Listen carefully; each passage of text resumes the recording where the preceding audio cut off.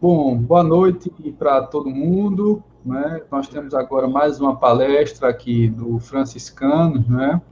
E hoje teremos, né, uma reflexão muito interessante sobre uma obra de referência, libertação, né? Com o nosso irmão, amigo Antônio Saturnino, né, Nogueira.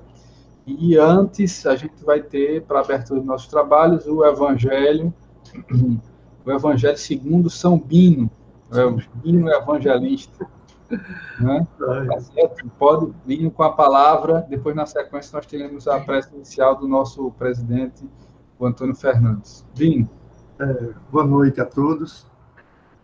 A mensagem do Evangelho segundo o Espiritismo é capítulo 7, do item 12. Os pobres de espírito. Homens, por que vos queixais das calamidades que vós mesmos amontoastes sobre as vossas cabeças? Desprezastes a santa e divina moral do Cristo.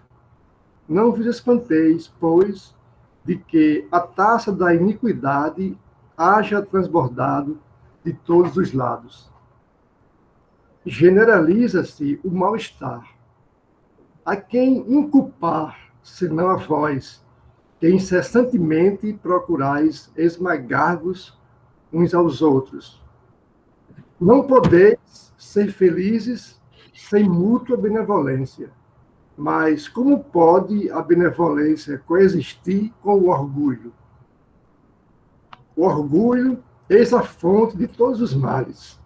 Aplicai-vos, portanto, em destruí-lo, se não lhe quiserdes perpetuar as funestas consequências.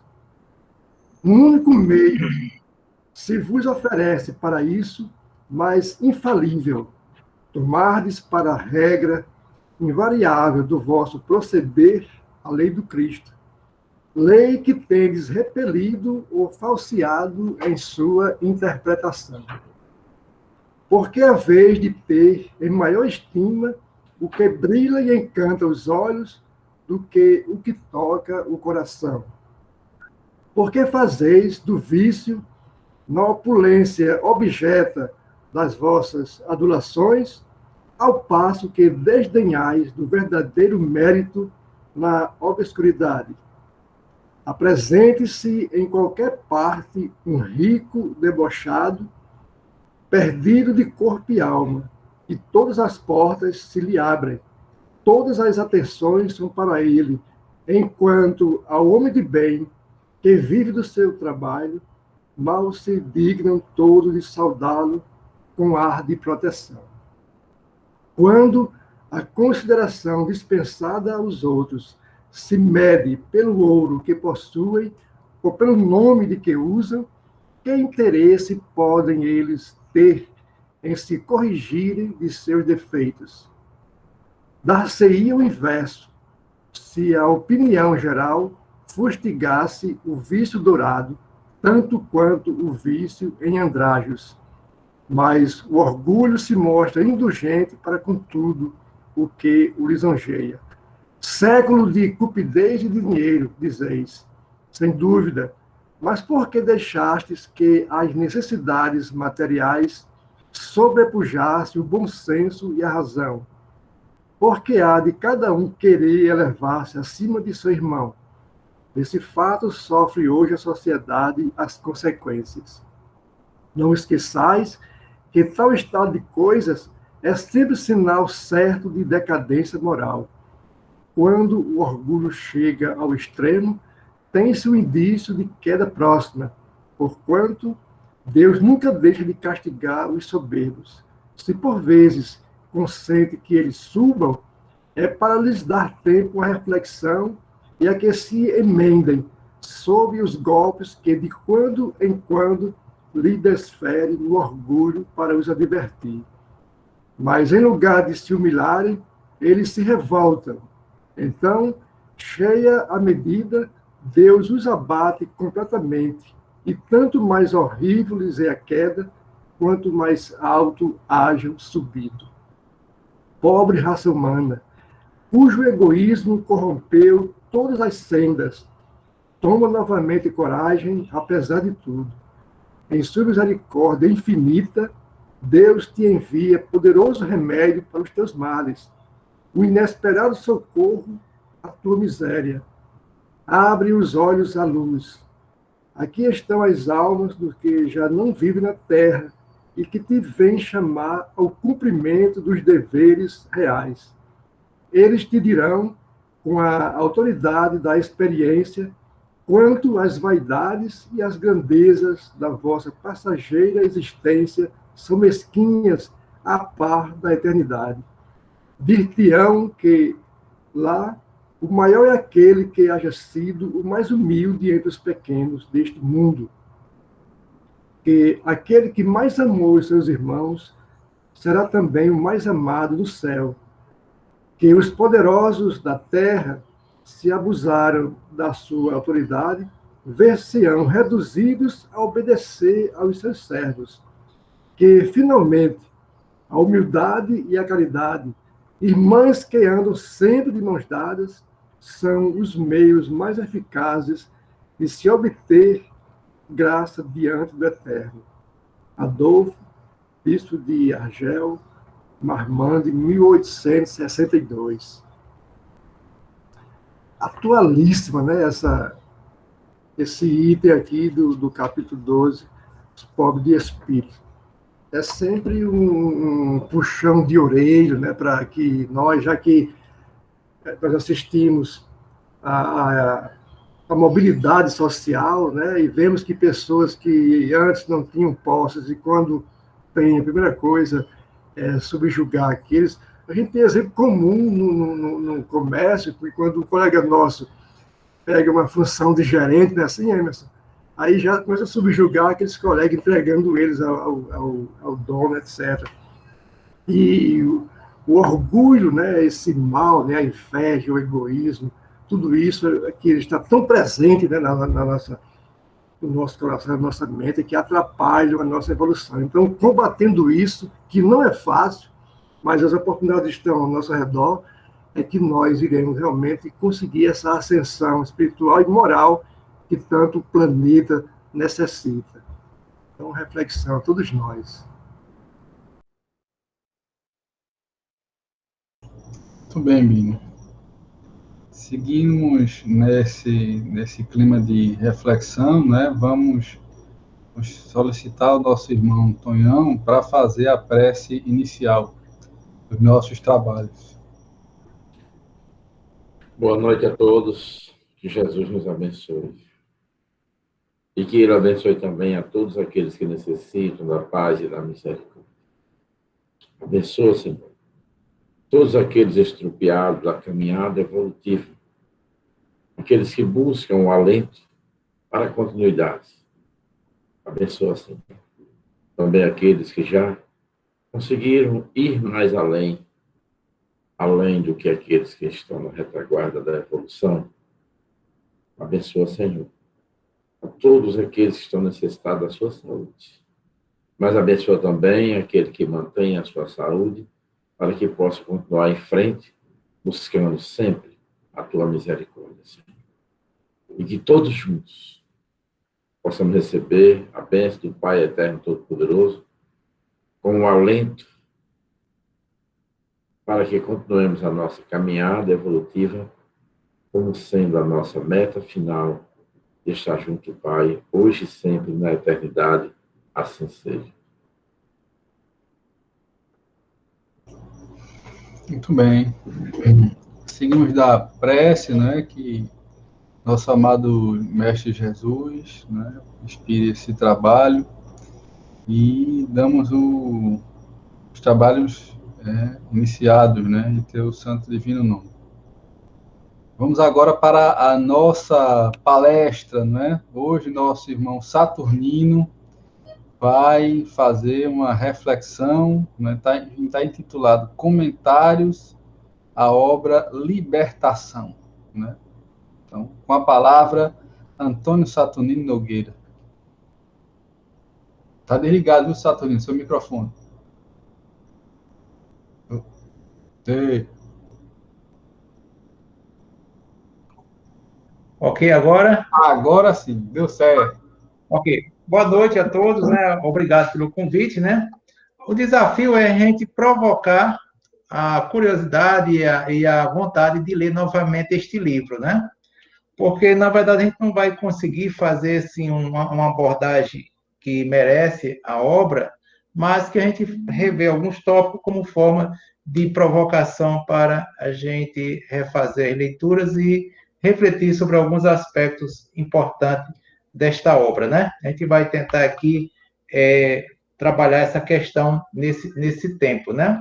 A gente vai observar que nesse livro nós vamos observar que os descaminhos morais, em função de as culpas que a gente muitas vezes se imbui delas, é em função dos descaminhos morais. Muitos sentimentos de culpa a gente observa que tem este aspecto. E aqueles que oprimem, né, eles se valem do sentimento de culpa que nós portamos. Ou seja, essa culpa decorrente de um mal que nós fizemos no passado. Tanto é que no livro vai existir os juízes, né? Ditos juízes, entre aspas, que faz seu julgamento, e eles fazem questão de dizer: nós não estamos acusando ninguém de nada, não estamos colocando culpa em ninguém, apenas estamos lembrando o passado delituoso de cada um, e cada um se julga conforme o seu passado delituoso. Mais ou menos assim que é colocado em um dos capítulos nesta obra. E é interessante que há uma descrição na obra de ambientes muito trevosos, mas também, em contrapartida, vai realçar o amor divino, o amor paterno, o amor materno, o amor filial. Vai também tratar a obra dessa questão do amor. Não só mostrar o ambiente trevoso como forma de nos amedrontar, mas sim mostrar a existência dele e o motivo da existência dele. De forma que os distúrbios que ocorrem de natureza física, psíquica e espiritual, né, são analisados nesta obra. É de uma complexidade assim extraordinária a obra para nós. Interessante, né, que na introdução ele conta a lenda lá do peixinho vermelho, que vivia em uma comunidade de vários peixes de tamanhos muito grandes, e esse era um peixinho pequeno, ele não comia nada, né? E vivia nesse lago. Só que o peixinho, de tanto ficar ali sem ter direito aos restos, nem sequer das minhocas lá que ficavam os restos de comida, porque os grandes não deixavam, ele resolve descer rio abaixo e ele encontra um verdadeiro mar, encontra um outro ambiente que tenha grandes dimensões, grande quantidade de alga, grande quantidade de comida. Isso me faz lembrar, quando a gente faz a leitura dessa lenda, né, do mito da caverna de Platão, que a gente não vai ter tempo nem de começar a falar a respeito desse mito da caverna. Então, esse peixinho, ele volta, comunica aos outros peixes que existe, ele volta, comunica que existe um grande mar, um grande lago, com grandes dimensões, com outros locais, com outra vegetação, só que ele é rejeitado. Os peixes maiores ficam zombando dele e ele tem que retornar ao grande lago. Só que chega um tempo, esse lago que existia secou e muitos desses peixes acabaram morrendo, asfixiados, morrendo de fome, né? Aí, o que é que faz refletir a introdução desse livro? A condição nossa de comodismo. Muitas vezes estamos numa condição de comodismo. Aqui a situação está boa, mas a gente não vislumbra a questão futura, a gente não tem a coragem de mudar as nossas atitudes, não busca melhorar os nossos comportamentos, ou seja, muitas vezes a gente quer ficar sempre numa zona de conforto, naquela acomodação geral. E essa lenda, ela nos faz refletir o quanto ainda somos acomodados em nossas posições, seja social, política, religiosa. Às vezes, até na religiosa, a gente se acomoda e não busca o estudo, por exemplo, né? Fica apenas captando mensagens fragmentadas, ou seja, comenta, enfatiza a tendência do ser humano no atual estágio de evolução de ser um tanto acomodado, de não querer enfrentar novos desafios. Importante a gente destacar no livro, né, que existe uma palestra lá, que o capítulo é Ouvindo Elucidações, né, que tem um instrutor, Flacos, né, e ele coloca uma questão muito interessante para nós, que nós, seres humanos, somos portadores de uma grande força mental. Só que nós não temos a dimensão exata deste poder que nós temos com relação aos nossos pensamentos, às nossas ações produzidas a partir dos nossos pensamentos. Então, essa energia mental é mostrada durante a conversa de que nós não estamos usando ela de uma forma adequada, nós não estamos canalizando para perspectivas melhores. Muitas vezes estamos nesse estágio. E que, muitas vezes, nós estamos o quê?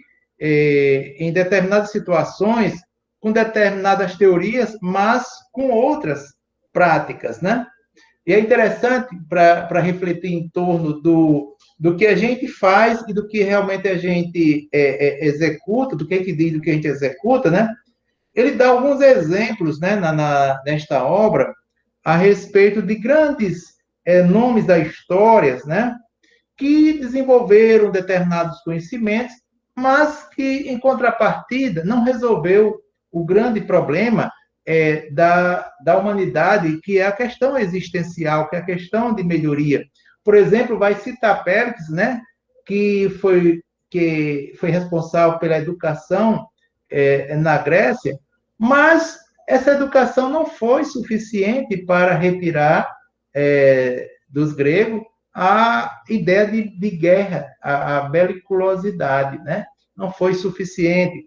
Alexandre, por exemplo, o Grande, organiza o grande império, mas os generais deste império eram generais que promoviam conflitos sangrentos. E por aí vai a unificação de Roma, ele fala da unificação de Roma, mas, no entanto, Augusto unifica Roma, mas, no entanto, a dominação foi uma dominação desvairada, desequilibrada, não foi para o bem comum. Então, vai mostrar a importância de nós canalizarmos o esforço no bem para alcançar a grande obra de regeneração. Esse foco que é dado na obra. Seria interessante a gente poder comentar cada capítulo, mas é impossível diante desse espaço. Seria um grande seminário que a gente teria que fazer de 2 dias, pelo menos, né? É interessante que o instrutor Gubbio, nós vamos ver como foco principal, né?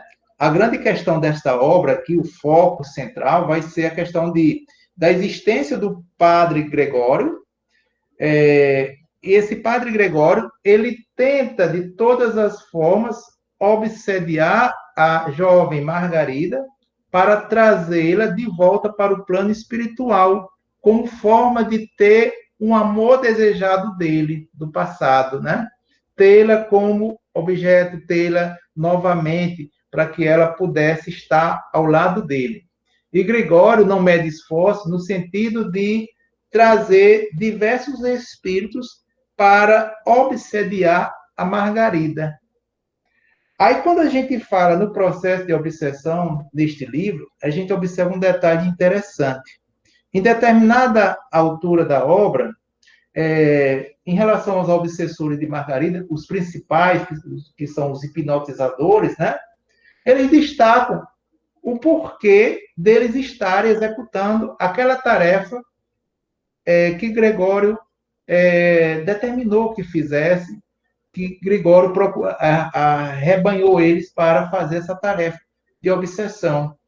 Ele vai dizer, no fundo, que nós sentimos, nós viemos aceitar a proposta de Gregório para obsediar Margarida, destruir a vida dela no plano físico, porque nós nutríamos o ódio, o desespero, a ideia de vingança, e tudo isso nos afligia.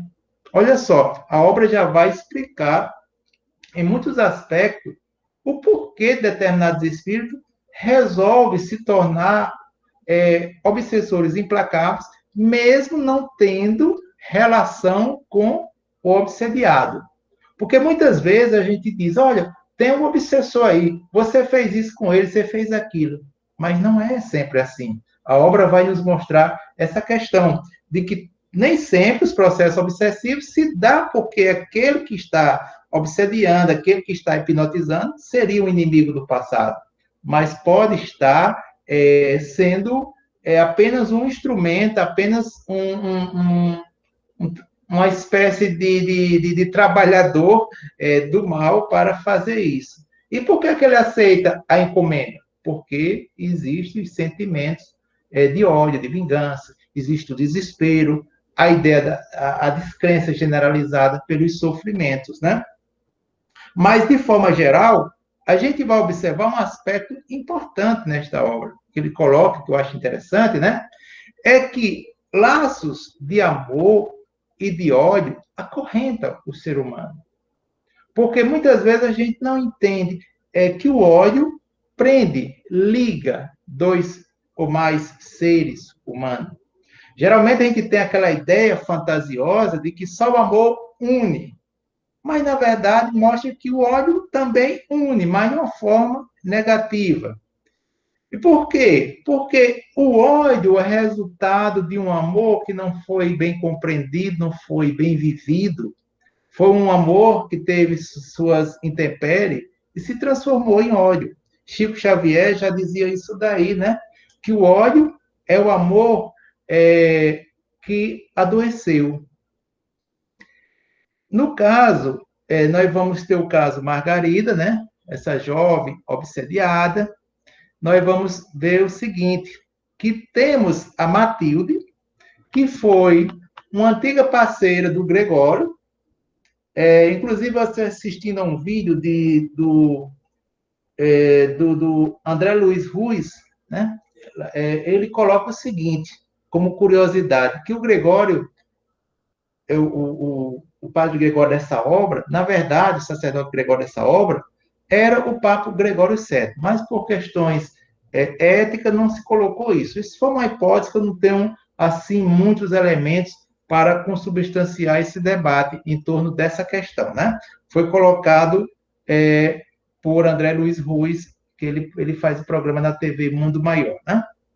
E vamos observar o seguinte, outro ponto importante que se destaca nesta obra é a materialização de espírito no plano espiritual. Aqui, no plano físico, nós vamos ter o quê? Um encarnado que incorpora um espírito desencarnado. Lá, nós vamos ter também esse mesmo processo. É bem curioso, é bem interessante isso daí. Um espírito de alta envergadura está num plano superior, vem, usa, por exemplo, fluidos, né? Os fluidos de um espírito desencarnado no plano mais baixo para poder se materializar. É um negócio assim que a gente fica assim surpreso com essa questão aí desse processo da materialização de entidades no plano espiritual. Voltando à questão, nós temos Matilde, que foi a mãe de Gregório, né? Aquela mãe sentimental de Gregório no passado, que vai fazer de tudo para que Gregório possa se convencer a liberar Margarida do processo obsessivo. E para tal, o espírito de Matilde vai fazer contato, né, com o grande instrutor da obra, né, o que vai servir como espírito benfeitor nesta obra, que é o Gúbio. né? Então, o Gúbio vai conduzir essas expedições que, juntamente com o Eloy, o André Luiz, que vai sair em busca da região onde se encontra Gregório, para fazer todo aquele processo de convencimento a Gregório, para não mais desenrolar o processo de obsessão com relação a Margarida, né? Então, essa missão a Matilde vai dar a Gúbio. E vamos notar o seguinte, que quando ele sai em missão, em busca da região em que Gregório se encontra, inicialmente, André Luiz vai descrever a região como uma região de uma vegetação muito sinistra, região onde tem aves, agoureiros, né? Aqueles apelos, aqueles espíritos gritando, vindo do charco, né? Vai ter toda aquela região, aquele cenário que causa um certo pavor, uma espécie em nós, né? Um mal-estar. Vai encontrar inicialmente esse cenário. Daí a gente já vai ter uma ideia da situação difícil em que se encontra o Gregório. Porque, na verdade, o Gregório vai ser um espírito sofredor, que adoeceu porque não tinha o amor, a Margarida, ao seu lado, né? E vamos notar que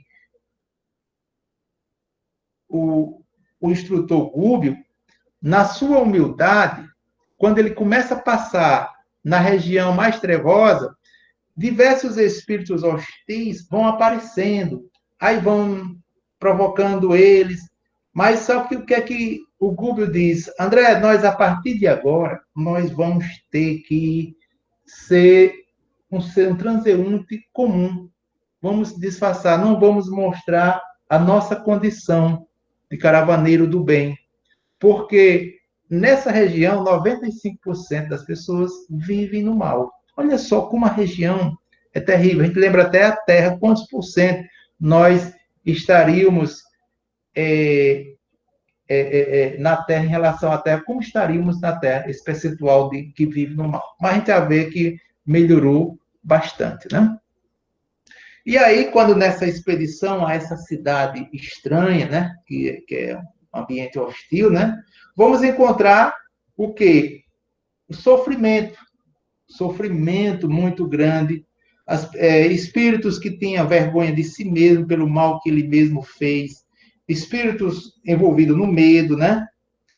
Mas muitos desses espíritos, né, Gúbio vem dizer, para que a gente possa ajudar, eles precisam também querer mudar, querer a mudança. É esse cenário que nós vivemos no dia a dia, no atendimento nas casas espíritas. Quantos chegam querendo mudar, querendo se melhorar?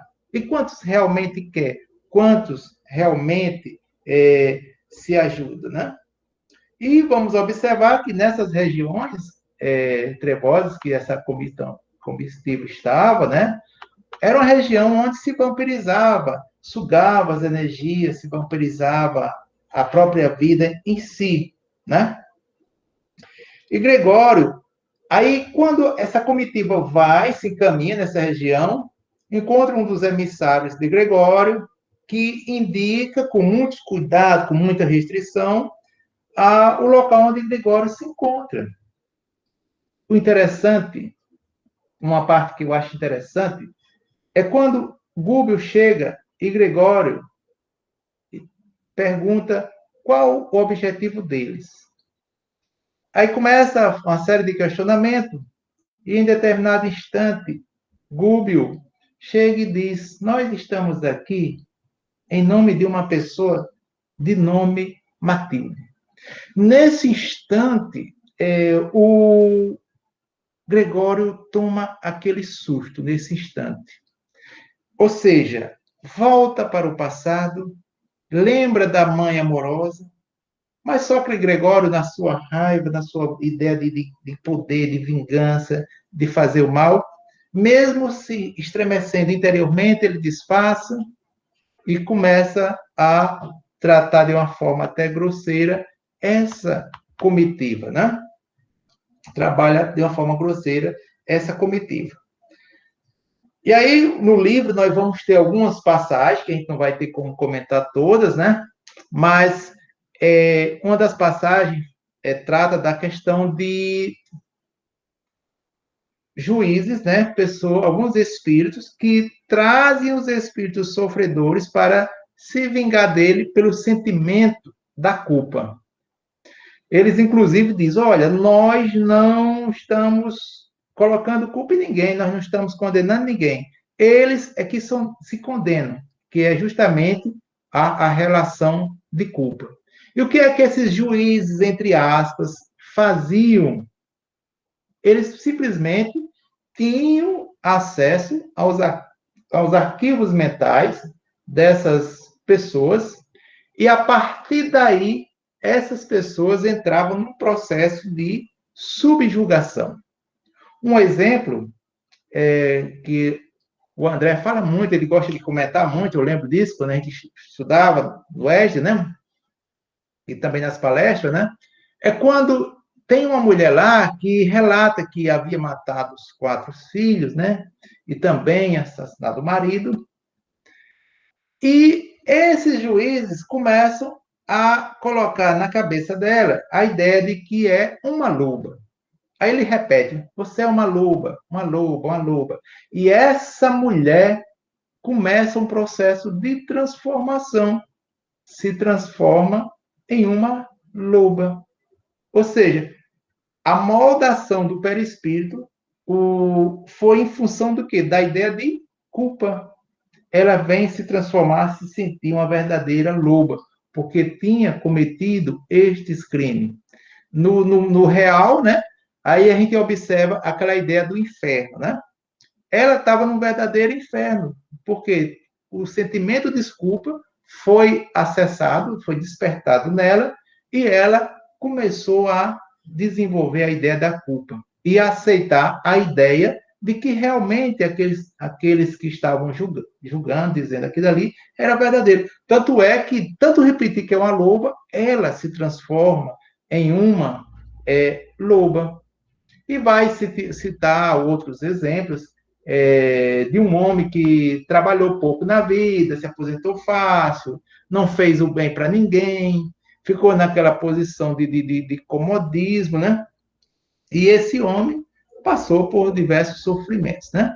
Então, a questão de hipnotismo que eu vi marcante, um dos marcantes nesta obra, seria essa mulher que se transforma numa loba a partir do sentimento de culpa, né? Isso é muito peculiar. Muitas coisas, muitas doenças, né? Está relacionado que aos nossos sentimentos. Quando a medicina vai para lá, vai para cá, muitas vezes está relacionado ao quê? Ao nosso perispírito, ao nosso passado, às nossas ações pretéritas, ao que nós estamos sentindo hoje, e é bem refletido nesta obra essa questão. E aí vamos observar, né, a informação interessante que ele diz o seguinte, que 3/4 da população, quando vai dormir, eles se deslocam para as zonas de baixa vibração. Esse livro, na década de 40, foi escrito. A gente não teria esse percentual hoje, mas a gente sabe que hoje é muito grande. Por isso, muitas vezes, nós, quando dormimos, acordamos mais cansados, mais desgastados, né? E vamos observar os detalhes seguintes da questão, que é uma questão muito interessante de estudo, que a gente sempre precisa estudar, que nesta obra é abordada, é a questão da criação dos ovoides, que são aqueles espíritos em forma que se transformam em miniaturas, justamente em função de ser magnetizado, trabalhado o sentimento dele, e ele se transforma em forma de ovo, né? É uma questão muito interessante que é trabalhada nesta obra, né?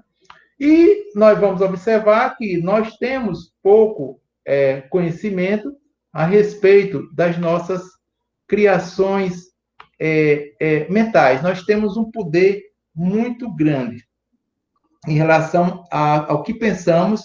Nós podemos materializar tudo o que nós pensamos. E falar no ovoide, né? Que geralmente preferência se esconde aqui nessa região, aqui atrás, né? Em outras regiões aqui, nós vamos ter um caso bem interessante. Tem uma mulher, né? Esta mulher se casa com um senhor de nome Joaquim, que era um fazendeiro. Esse fazendeiro, ele mantinha uma escrava, e dessa escrava, né?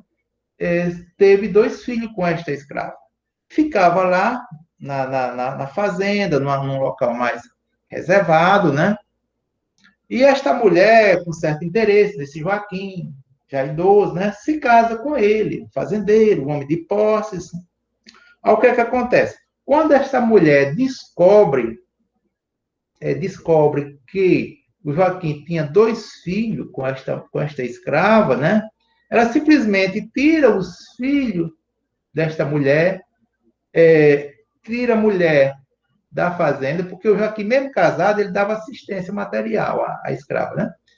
E com essa retirada dos filhos de perto, com a desassistência desta mulher, dos filhos dele, o que é que ocorre? A morte precoce através de doenças, né? Tuberculose, certo? Então, há uma morte precoce desses 2 filhos e da escrava. O que é que acontece?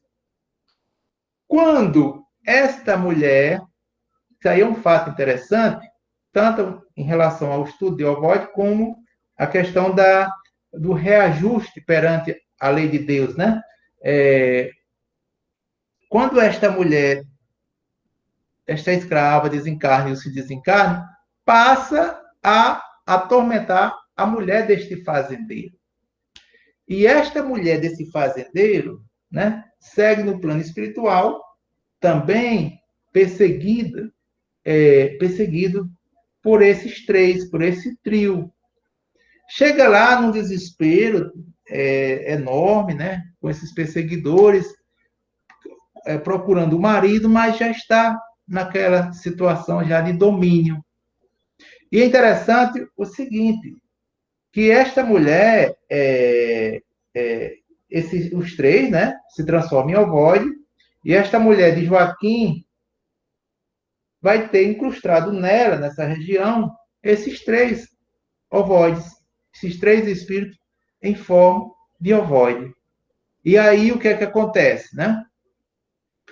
Para que haja um reajuste perante a lei divina, vai ser necessário que a mulher do fazendeiro, que é Joaquim, e Joaquim retorne ao plano material, reencarna, e traga esses 3 que ela prejudicou. Mas o detalhe interessante, quando ela reencarna, esta mulher, ela vai reencarnar já com esses espíritos imantados nela, de forma que ela vai ter doenças de diagnóstico complexo, que não vai ter nem sequer diagnóstico, pela medicina.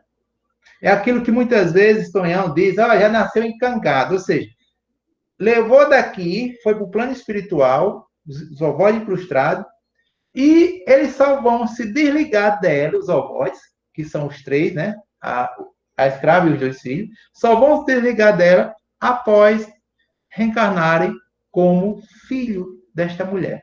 Interessante essa passagem aí, dessa vinculação desta mulher com esses ovoides, né?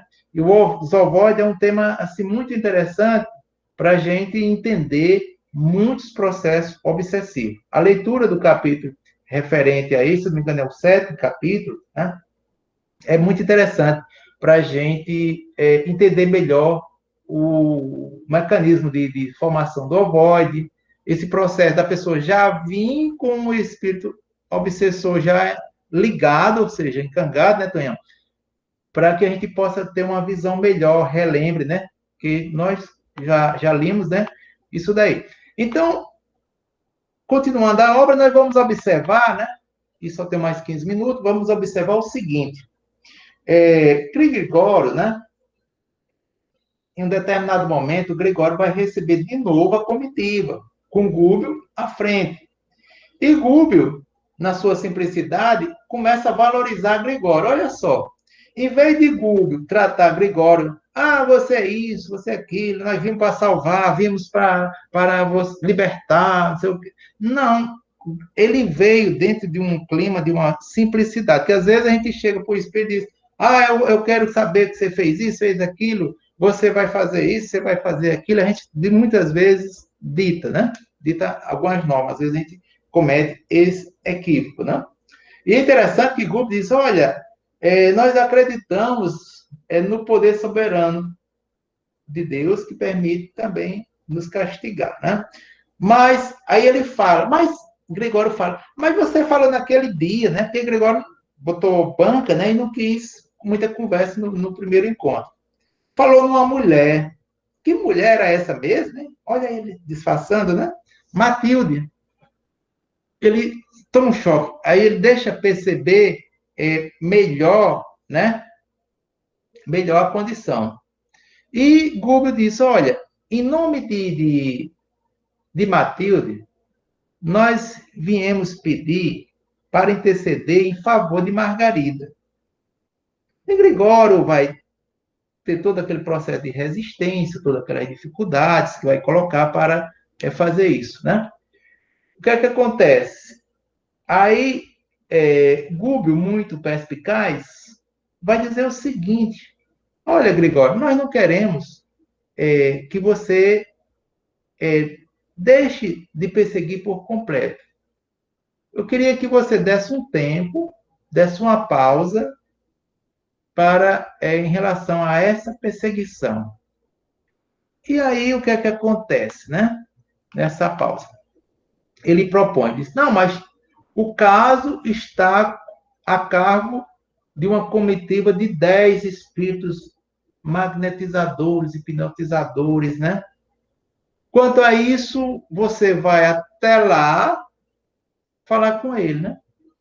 Então, essa comitiva, a partir dessa anuência de Gregório, que começou a ceder porque se falou na mãe dele, da Matilde, né?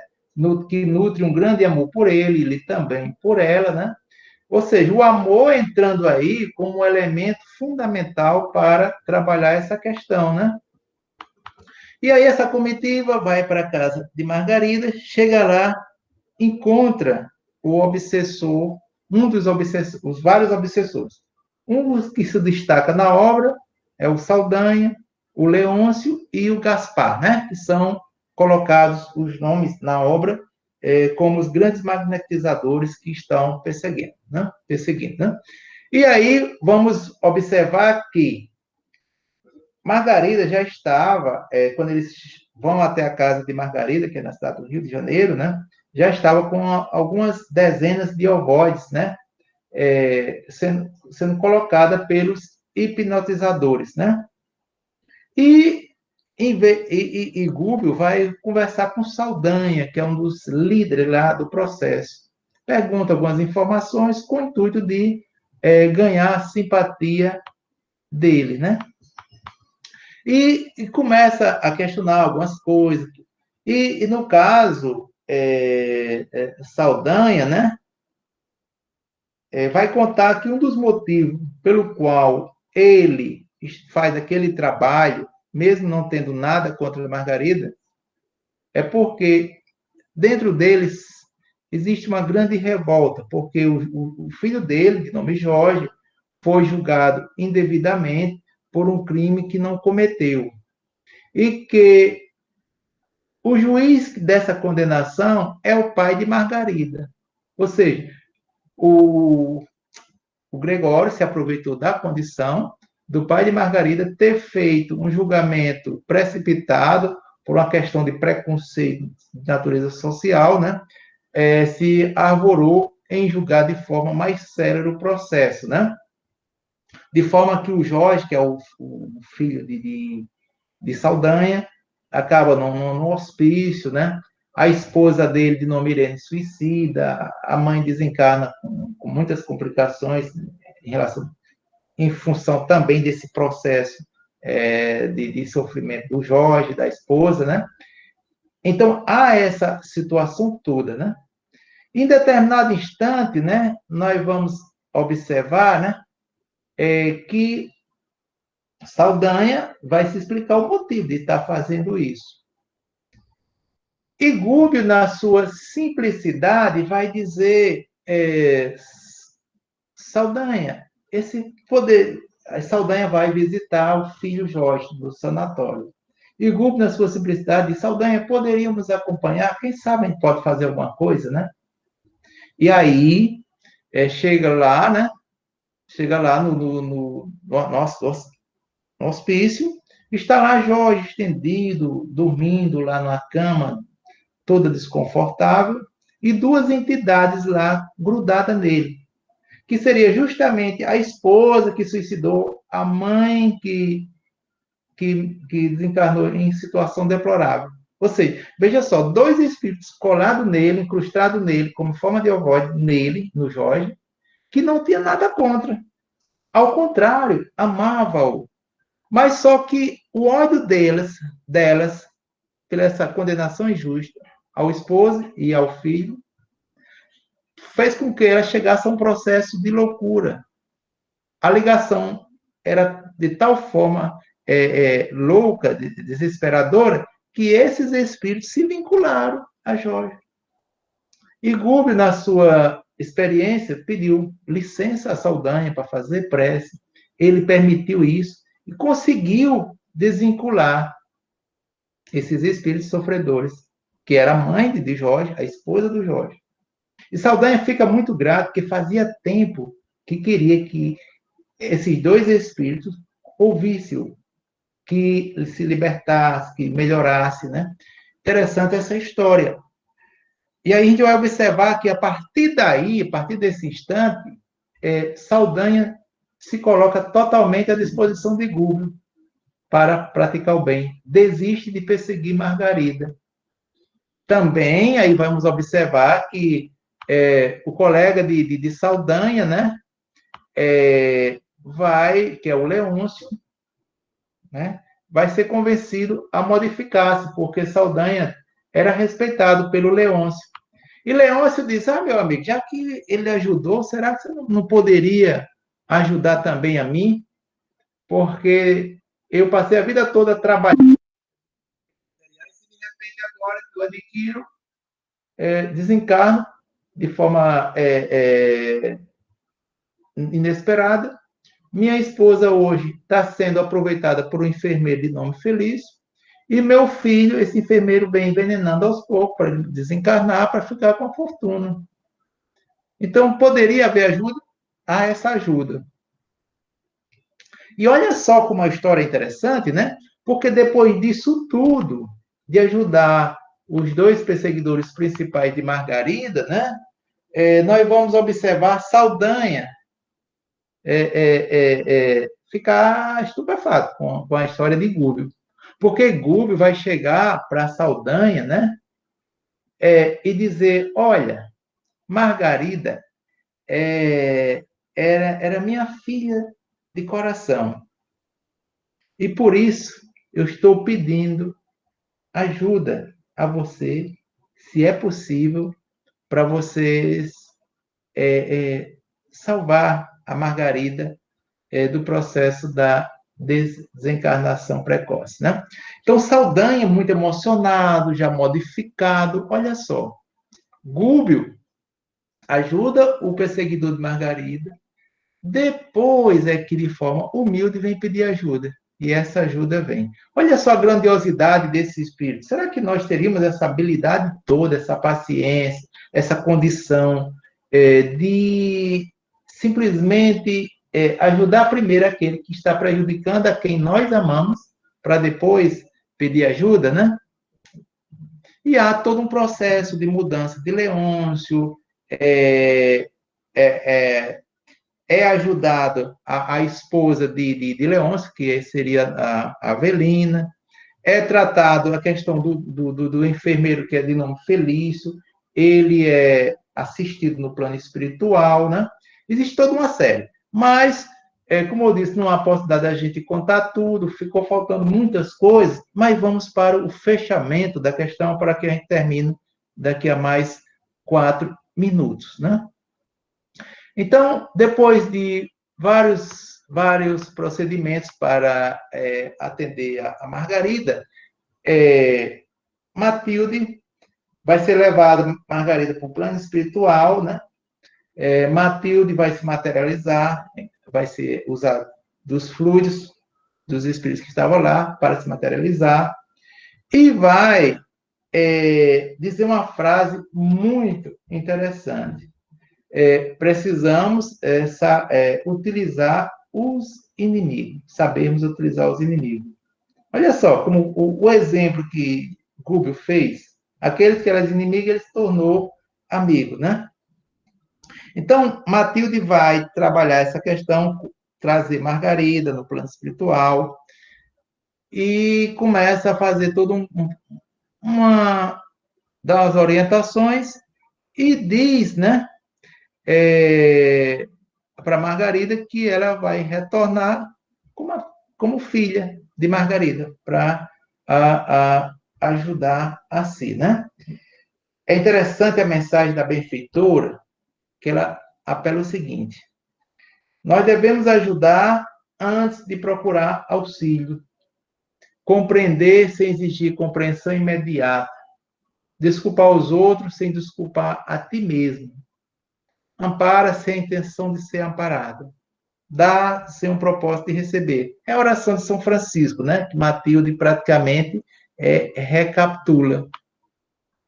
E, no caso,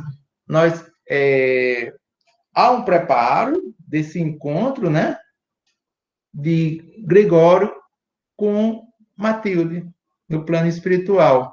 Então, Gregório, tendo o conhecimento de que Margarida foi libertada, já tem todo o conhecimento, né? Gregório, quando Matilde chega, encontra com ele no plano espiritual, há toda uma preparação, os detalhes só lendo o capítulo, não tem como a gente relatar, porque está voando o tempo aqui, né? Então, Gregório chega a se encontrar com a grande benfeitora, que é Matilde. Isso depois de todo aquele processo, de vários conversas, convencimento dos espíritos perseguidores, todo o processo todo, né? A benfeitora precisou usar dos fluidos de Gúbio para poder se materializar perante Gregório, porque ela estava num nível muito alto, né? No plano espiritual muito alto. Gregório, simplesmente, no início, quando se encontra com ela, ele começa a se emocionar, querendo se segurar, mas tem hora que ele cai. Ele simplesmente, Gregório, cai no choro. Ele começa a falar que é um filho desvalido, é uma pessoa que não merece mais o reparo. Mas Matilde vai dizer: meu filho amado, o mundo, todos nós merecemos uma oportunidade. E que Deus sempre vai nos dar a chance de mudarmos. Vamos lhe ajudar, você vai... Então, Gregório chora feito um menino, feito uma criança, de emoção.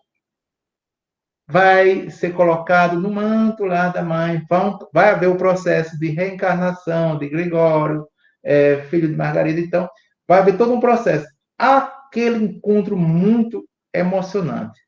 Para esse encontro foi preparado todo um trabalho de convencimento de obsessores de Margarida, aquela mudança toda, para que chegasse finalmente ao conhecimento de Gregório esse processo de libertação de Margarida, esclarecendo a ele que ali eles estavam separados, mas que ela não poderia vir à força, desencarnar à força. Então, é muito emocionante o final do livro, porque esse religioso implacável chora feito uma criança nos braços da Matilde. E a obra termina com esse convencimento a Gregório. Não deu para a gente comentar tudo em função do tempo, eu tentei correr aqui, então eu cortei muita coisa. Mas que o objetivo inicial era só provocar a leitura. Como são 20 horas, a gente vai encerrar por aqui. É com você, André. Bom, meu irmão Saturnino, Muito boa a palestra, você está de parabéns, não é? Fazendo essa síntese, né, de temas muito interessantes que a obra Libertação introduz até na literatura espírita, né? Se eu fosse fazer, Saturnino, uma palestra sobre as... Eu estava pensando assim, né? Encontros, né? Encontros. As mais belas cenas, né, da literatura espírita. Se eu fosse fazer uma palestra assim, eu escolheria uma dessas cenas de encontros, essa da mãe, que tem algumas, né? Mas essa da mãe de Gregório, de Matilde, com Gregório, é uma das mais belas cenas, né? A gente chora, quando estiver mais evoluído. Olha, tem a cena do encontro de Jesus com Paulo, com Saulo de Tarso, né? Na estrada de Damasco, eu acho uma outra cena muito bacana também de encontro. Tem outros encontros, o encontro de Sade com a mãe também, não é? A literatura espírita é cheia desses encontros, né? E eu lembrei o que o Manuel Flamengo de Miranda sempre diz, que a vida é feita de encontros, desencontros e reencontros, né? Então, você escolheu muito bem essa cena. O livro trata sobre obsessão, introduz, assim, na literatura espírita, trata com mais fôlego a questão dos ovoides, trata também a questão da licantropia, né, essa deformação no perispírito via hipnose profunda, né? Então, são coisas que você apresentou na palestra de forma muito bacana, isso pensando o que o livro de fato coloca, né? Vamos partir agora, parte dessa síntese que você fez, para a nossa conversa de meia hora, para a gente conversar com Saturnino, né, e tirar nossas dúvidas, conversar um pouco mais. Aqui está aberta para perguntas e respostas, vocês podem escrever aqui no chat, vocês podem se colocar, né, fazer, né, perguntas, levantar a mão, abrir o microfone, para a gente seguir conversando. O que é que vocês me dizem? Quem é que poderia falar? Quem gostaria? Opa, Emerson, a palavra está com você, meu irmão. Valeu, Saturnino. Parabéns aí pela explanação. Desse livro eu realmente não li e achei interessante essa questão dos ovoides. E lhe pergunto se é possível, dentro de uma situação onde você tem um desdobramento, e se você tem uma consciência do que está ao seu redor, esses ovoides, você pode ter você tendo essa noção, você pode, o espírito, arrancá-lo, pode retirá-lo do seu perispírito? Você já leu alguma coisa sobre isso? Geralmente, o conhecimento que eu tenho teria que ser trabalhado a nível de tratamento espiritual, né? O auxílio do magnetismo, né? O convencimento, o tratamento do perispírito desses ovoides, né? Seria a forma de fazer com que ele se libertasse dessa forma e assim se desligar do encarnado, né? Porque o que faz? Ele se transforma numa miniatura, passa a ser manipulado por outros espíritos, chega como se fosse um objeto aqui, jogou aqui e pronto. Aquele espírito que está em forma de ovoide é totalmente desorientado, perdido, não tem noção de nada, ele perdeu sua forma, sua plasticidade, e aí precisa o quê? Retirar, mas tem que tratá-lo para que ele retorne à condição. Agora, eu encarnado, estou com ovoide. Eu mesmo tirar, eu teria que estar numa condição bem mais avançada, né? Espiritualmente, melhor condição. Eu pergunto isso porque eu já percebi que tive alguns desdobramentos e essa sua consideração sobre o livro nessa parte dos ovoides, eu achei bem interessante.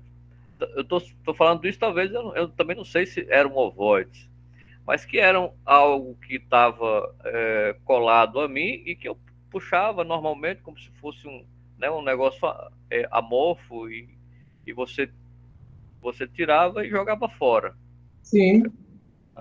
É possível que tenha sido um tratamento lá no plano espiritual, né? Muito possível, muito provável. Interessante. Obrigado.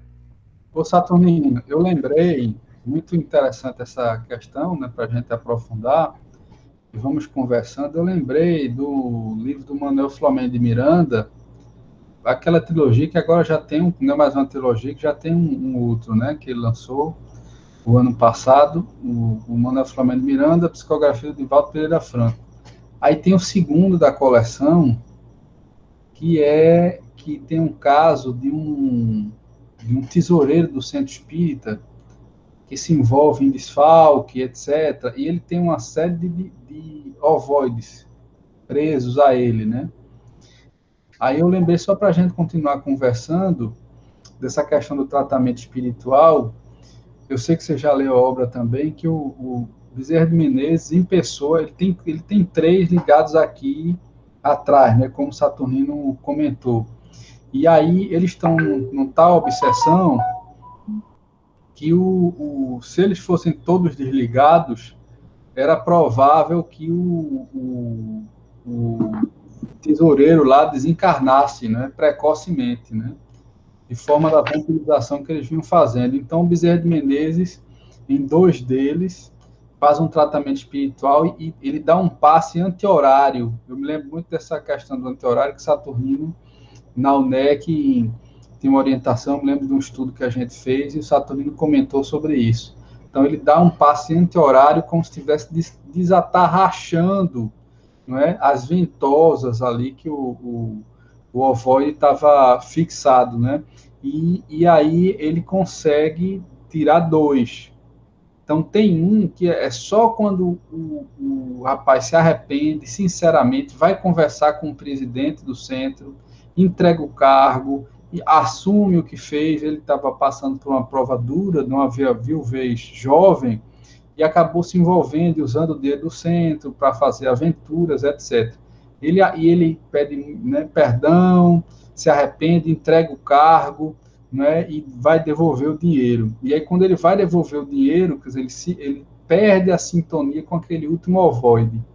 Aí o último ovoide descola, mas já porque já vinha recebendo tratamento espiritual, ele também, e aí chega um momento em que, assim, né, é pronunciado basta, assim, ele vibra em outro nível e aí ele se descola, né?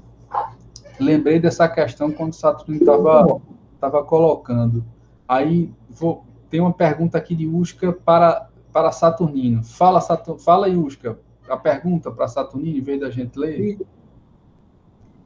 Então, André, eu vou ler aqui, porque realmente, assim, vocês têm uma caminhada aí no Espiritismo bem mais antiga do que a minha. Eu também não li esse livro, como o Emerson falou que não leu. E eu queria só que vocês me explicassem o que é um ovoide, como ele se forma, porque do jeito que vocês estão falando, a minha associação é como se fosse um tumor, né? Algo que adoece mesmo o espírito.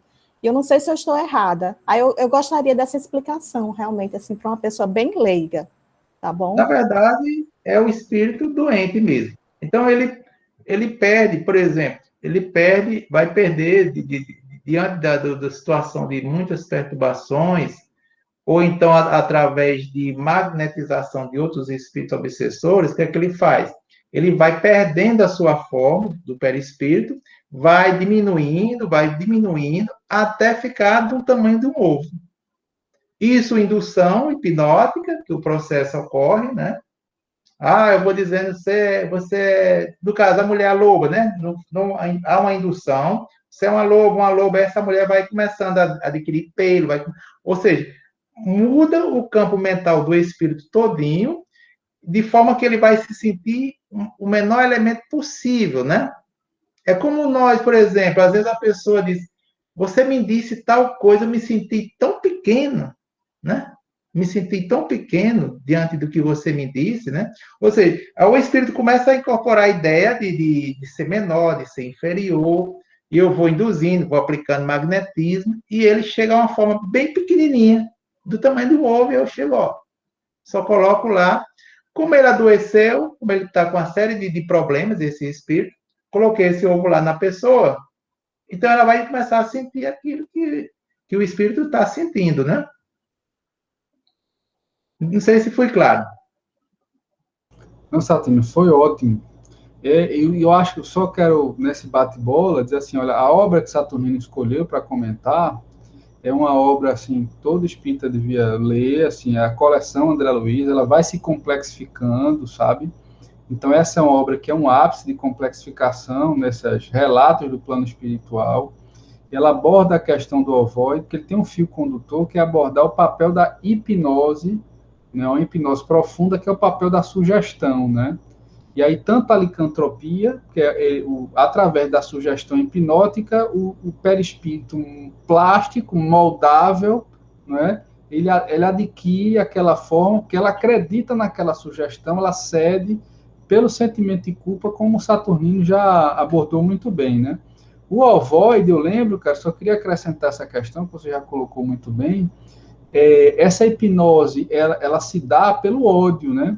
E a gente fica refletindo quanto o ódio é autodestrutivo, porque ele deforma o perispírito e aí essa indução explora aquele ódio, aquela vibração negativa, e aí o Saturnino colocou, né? Ele vai reduzindo a forma através dessa indução hipnótica. Então, aquilo é o produto de um trabalho de um obsessor, de alguém mais inteligente e perverso, né?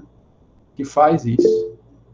E outra coisa, Wilson, no encarnado, dependendo do estágio, você vê como se fosse um catumbo lá, certo? É como se você tivesse lá um bicho inchado, tivesse botado uma siriguela lá dentro do seu corpo, entendeu? Fica aquele catombo, muito, quando o caso é mais complexo, né? E aí Fica visível mesmo. Às vezes você, quando está no estágio inicial, aí quem tem uma visão, né, espiritual, consegue dizer, tem aqui um espírito aqui, ele está em forma de ovoide. Aí eu olho para a pessoa, eu que não vejo nada, tá normal, tá bem direitinho aqui, estou vendo nenhuma alteração. Mas existem casos que fica aquele catombo à vista, mostrando mesmo. Casos mais complexos, né? Processo de anos, de séculos, né? Saturnino, e aí, deixa eu te dizer, você, e tem no cotidiano, né, de trabalho no Centro Espírita, você e Tonhão, Tu pode falar. vocês têm uma boa experiência nessa questão do tratamento a esses casos, que são muito mais comuns do que a gente pensa. Daí que é uma questão muito importante o André Luiz ter trazido essa informação, porque isso é um cotidiano do Centro Espírita, do atendimento. O Saturnino coordena lá na UNEC, né, o Antônio Fernandes, e também trabalha aqui no Franciscanos, o Tonhão que coordena, né, esse atendimento espiritual. Isso a gente vê que é o cotidiano do atendimento espiritual, né? Isso, e Tonhão mostrou muitos casos, eu cheguei recente, né, ao CPF, e muitos casos ele já mostrou, muito interessante, experiências assim extraordinárias. É um aprendizado assim todos os dias, quando você vai em um caso diferente. Não, você não encontra o mesmo caso. E sendo a mesma André, pessoa, você atende 2 vezes, na terceira você diz, peraí, essa pessoa era aquela que estava daquele jeito. A gente fica assim sem entender, né? André, a gente tem duas, desculpe, que tem duas pessoas com mão levantada, né? O Bino e o Eric. Mas Tonhão quer falar, Tonhão? Era só para dar uma complementação nessa questão dos ovoides. Isso é uma técnica que é feita baseado no avanço da consciência do ser para a formação da sua humanização. Tudo aquilo que nós passamos pelos 3 reinos, né, ele está arquivado dentro da gente. Então, nem sempre nós tivemos esses órgãos, pernas, braços, boca, né, olhos, ou então a mente para pensar. O que acontece? Quando você tem alguém que fica engessado, morreu, fica engessado, no sentimento de vingança, de ódio, de alguma coisa assim, ele não precisa, ele vai continuar pensando. Então, esse pensamento gera o que André Luiz chama de monoideia. Como ele não precisa dos braços para pensar, das pernas para andar, literalmente, esses órgãos perispirituais vão se transformam, vão caindo, como fosse caindo, vão se perdendo por falta de uso. E aí, nesse caso, quando chegamos nessa posição que ele só pensa naquela coisa de manhã, tarde, de noite, 24 horas, anos a fio, fica só a mente dele. Então, essa redução do uso dos órgãos perispirituais à mente é o que André Luiz chama de ovoidização. O que é um ovoide? Aquele ser que só está num pensamento único e que não precisa de perna, de braço, de olhos, nem nada para ver. Então, ele fica uma bola de energia, que isso aí está muito bem documentado lá, no caso do desencarne de Dimas, né? Quando o André Luiz acompanha e vê que sai uma bola de energia e ele se forma na frente dele do outro lado, né? Em relação à patologia da ovoidização, né, que André Luiz nos apresenta em Evolução em Dois Mundos e em Mecanismo da Mediunidade, como Manuel Flamengo Miranda, é assim. Quando você injeta um ovoide numa pessoa, e é como se fosse uma injeção mesmo, porque é literalmente fixado, pré-fixado no perispírito, perispírito a perispírito, André Luiz nos informa que a quantidade de energia do seu corpo é alterada para um cálculo a mais. O seu corpo físico vai ser coordenado pelas suas energias, que são geradas a partir do seu pensamento, e pelo corpo perispiritual do ovoide. E isso leva a que as suas células sejam bombardeadas, células físicas, sejam bombardeadas por essas duas energias. E as células físicas, elas se acostumam a funcionar. É como um carro, quando não era os carros como não era power, né, não funcionava com álcool e gasolina, é como se aquele corpo que está com o ovoide, que era, melhor, antes de estar com o ovoide, que seria um carro sem ser power flex, que estaria funcionando só com gasolina, de repente você injetando álcool na gasolina, vai injetando, até que ele passe a funcionar com os dois. Então, o motor ele se automodifica, ele se autorregula para suportar a gasolina, que é do encarnado, e o álcool, que é do perispírito desencarnado. De maneira tal que essa modificação é tão profunda, que atinge todos os centros celulares do seu corpo físico, e se você retirar ou um ou outro, vai haver a morte. Por exemplo, se você retirar o desencarnado, as células não conseguirão funcionar somente com a energia, no caso, a gasolina, do pensamento do encarnado, porque ele já não pensa só em gasolina. E, ao mesmo tempo, também ocasiona o que Manuel Flamengo Miranda chamou de segunda morte. O que é a segunda morte? Você desliga um do outro, já depois de muito tempo de consolidação desse processo, você desligando um e outro, o perispírito desencarnado também não conseguirá funcionar somente, vamos dizer, com álcool, no nosso exemplo, porque ele está acostumado a funcionar enquanto powerflex, com álcool e gasolina. Então, ele vai morrer momentaneamente, ele vai desmaiar a consciência, porque ele estava também viciado a funcionar com álcool, que é dele, e a gasolina, que é o outro. Então, é por isso que há a morte física, e esse é um processo da ovalização. Show, Tonhão. Eu vou passar a palavra. Bino estava deixando o Saturnino fechar o raciocínio. Vou passar a palavra para Bino ou Eric. Aí vocês vejam aí, quer que vocês... Não, eu cedi minha vez para Eric. Não, Bino, mas não é necessário não, porque o que eu ia falar, Tonhão já abordou. É só fazer um comentário. Lógico que é nem metade do que ele disse, mas era nesse sentido, ele já abordou já. É mais fácil, meu amigo, eu gostaria de ouvi-lo. Não, mas porque o Tonhão realmente já falou. Eu ia falar justamente sobre a questão da monoideia. Mas para não perder a oportunidade, né, quando Emerson citou aquele exemplo de o indivíduo em desdobramento fazer a remoção desses dispositivos dele próprio, tecnicamente é possível e acontece. Só que não é um caso tão ordinário, porque, na verdade, o processo de implementação desses dispositivos na pessoa, né, envolve inicialmente uma aceitação dele. Ele acha que merece, né, por um processo de culpa, ele acha que merece aquele entre aspas, castigo. Portanto, então, enquanto ele não mudar aquela frequência de pensamento, eu acredito, isso é um posicionamento meu, que dificilmente ele próprio vai chegar e simplesmente fazer essa retirada. Beleza. É uma provocação de Eric. Quer comentar, Saturnino? Ou a gente passa... Não, tranquilo, foi tranquilo. Tá tudo claro. Aí, Bini, a palavra está com você.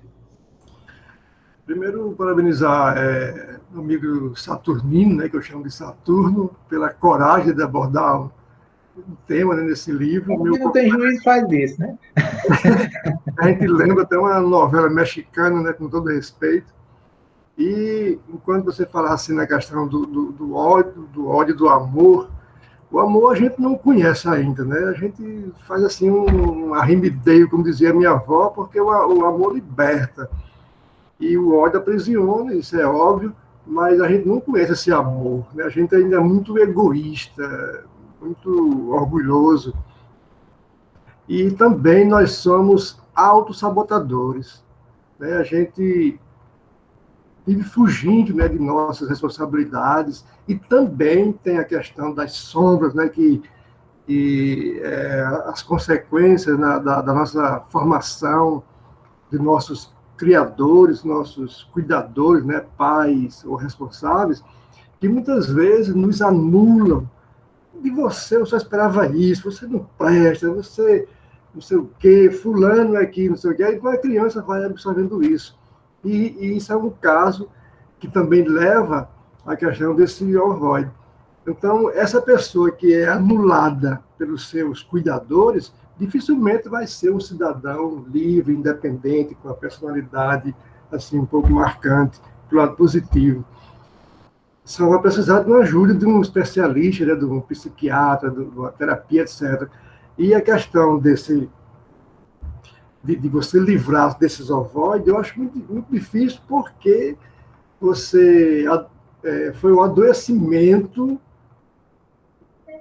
de comportamentos equivocados que levou você a atrair esses obsessores. Então, somente através de um tratamento espiritual, como você mesmo falou, que poderá curá-lo no início, né? Porque se agravasse, como disse Tonhão, não tem mais jeito, né? Então, essa nossa participação aí. Muito boa aí o tema. Nesse caso, como diz Tonhão, né? Vai enganchado, né, Tonhão? Né? Vai para lá, só volta enganchado, né? Desengancha quando tem um processo da reencarnação, né? Realmente, esses são comuns, inclusive, nós já, na nossa prática, nós já encontramos casos desses ovoides que estavam literalmente, como a gente chama, em termos populares, pessoal, assim, enfincado, né? Ou seja, já implantado, já não é mais no perispírito. Eles formam uma espécie de claustro, uma espécie de cisto, um encistamento no corpo físico, onde ele vai se manter lá. E nós já chegamos até a participar desses casos com pessoas mais jovens, né, que depois casaram e tiveram filhos, e nós reconhecemos plenamente como sendo aquela pessoa que era o ovoide daquele outro. Isso é uma bênção, porque na maioria dos casos, quando é na fase inicial dessa briga entre encarnados e desencarnados, geralmente as duas mentes que estão conjugadas, perispírito a perispírito, quando desencarna, os dois baixam ao túmulo, a mente, os dois baixam ao túmulo, e os dois também sobem para o céu ou para o umbral. E até que o processo reencarnatório intervenha aí no meio e consiga-se fazer com que alguém venha primeiro e o outro venha já na sequência muito próxima. Inclusive, detalhe, as mães, nesse caso, elas já vêm com os bichinhos já tudo preparado na filindra. Está lá em Mecanismo da Mediunidade de André Luiz, capítulo, acho que 23 e 24. A filhinha já está preparada, André. Isso mesmo, Tonhão. Vejam, Érica está aqui, nós estamos caminhando para o final, nós temos 5 minutos para a reflexão. A Érica está aqui parabenizando a excelente explanação do Saturnino. Esse livro traz informações relevantes que você abordou muito bem. Sim, quero registrar, você tinha aqui outras pessoas, inclusive nosso irmão Feitosa, né? Que estava aqui conosco, né? Que bom, Feitosa veio compartilhar conosco desse momento, né? Muito bom. Saturnino, você quer fazer um comentário? A gente podia fazer um comentário final. O que é que você nos diria? Alguém gostaria de colocar alguma questão? Porque senão eu vou pedir a Saturnino, a gente já vai encaminhar para o final, uma fala final e depois uma prece, tá bom? Aí eu vou pedir a Iushka para fazer a prece final. Tá? Mais uma vez, agradecer, né, pela oportunidade, né? E dizer que isso aqui é uma oportunidade para eu ler novamente este livro, para ter uma compreensão melhor desses processos. Entender essa relação dos processos de obsessão, né? Entender melhor um pouco a respeito desses ovoides e ver como a transformação ocorre através do amor, que a gente vai observar os exemplos de Saldanha, de Leôncio, né? Entender por que eles são perseguidores, porque eles foram maltratados, eles vivenciaram o ódio, a vingança, todo um processo que mexeu com os seus sentimentos e o modificou. Mas com as atitudes do bem, a gente observa que as pessoas mudam. Portanto, mais uma vez mostra que todos nós iremos alcançar a plenitude do amor a partir das nossas ações. A questão é que uns demora mais, outros demora menos, né? E que realmente eu não pude contar tudo, né? Porque é muito interessante a obra, né? Só isso. Tonhão, parece que quer falar? Muito bom. Não, eu coloquei. Rapaz, eu só quero fechar. Foi ótimo, Saturnino. Tinha até aqui o Eric disse uma coisa aqui para a gente fechar, disse que o planeta Saturno é sabidamente habitado por indivíduos extremamente evoluídos. O homem já vem com o endereço desse nome, o nome não poderia ser diferente. Parabéns, Saturnino. Eric, rapaz, você convence até o cabo que não acredita nisso, né? Mas você tem uma verborragia pesada, né? Mas eu preciso melhorar muito para merecer esses créditos aí. Mas parabéns, amigo, foi muito bom, pertinente demais a escolha da obra e os temas que você pensou, né? É uma obra de muita complexidade, fica o convite da leitura, fica o convite também da gente, né, entender um pouco mais a importância do tratamento espiritual. Eu acho que a obra diz isso, né? Então, esse serviço que os centros espíritas prestam de atendimento espiritual, de tratamento espiritual, é muito importante, né, na conquista do nosso equilíbrio físico, psíquico, etc. Não é? E André, manter esse equilíbrio para não estar sempre em tratamento, né? Isso, exatamente. Essa manutenção é importante. Então, essa reflexão, venho pensando nisso, a importância, por mais que a gente tenha sofrido de forma remota, está chegando o tempo, se Deus quiser, que a beta vem, aí a gente não, a beta não, acho que é beta, é o nome dessa nova variante, né, que é lá da Indiana, do comportamento desse vírus, né, no mundo, e aí a gente não sabe como é que vai ser o comportamento no Brasil, mas nós esperamos que a gente continue refluindo e que a gente possa voltar à convivência presencial, porque, de fato, apesar desse sistema remoto, a gente vê que tem assistência, a espiritualidade não para, não é? A assistência espiritual no centro espírita, né, preparar aquele ambiente ali, né, com a asepsia, com a presença intensa, nada substitui essa presença, né? Então, se Deus quiser, a gente brevemente estaremos voltando ao atendimento espiritual, com força, funcionamento dos centros espíritas, de forma regular, né? Mas é isso, fica o convite, né, e a gente segue refletindo. Vou pedir a Emerson, então, para fazer a prece final, Você pode fazer, Emerson? Yuska colocou aqui que estava lá, o cachorrinho podia atrapalhar, aí ela prudentemente achou melhor não fazer por conta disso. Ela já faz muito, né? Você faz a prece no final. Faço. Espero que o meu não atrapalhe também, que está solto aqui. O meu está dormindo aqui, rapaz, o danado do cachorro de minha filha. Mas pode fazer. Vamos levar os nossos pensamentos ao alto, pedir a proteção dos nossos amigos espirituais e agradecer ao nosso bondoso Deus, primeiro pela sua magnânima decisão de nos conceder essa oportunidade de estarmos aqui como seres de sua criação, né? E estamos aqui numa caminhada evolutiva e nada melhor do que estudarmos juntos para aprimorarmos nossos conhecimentos.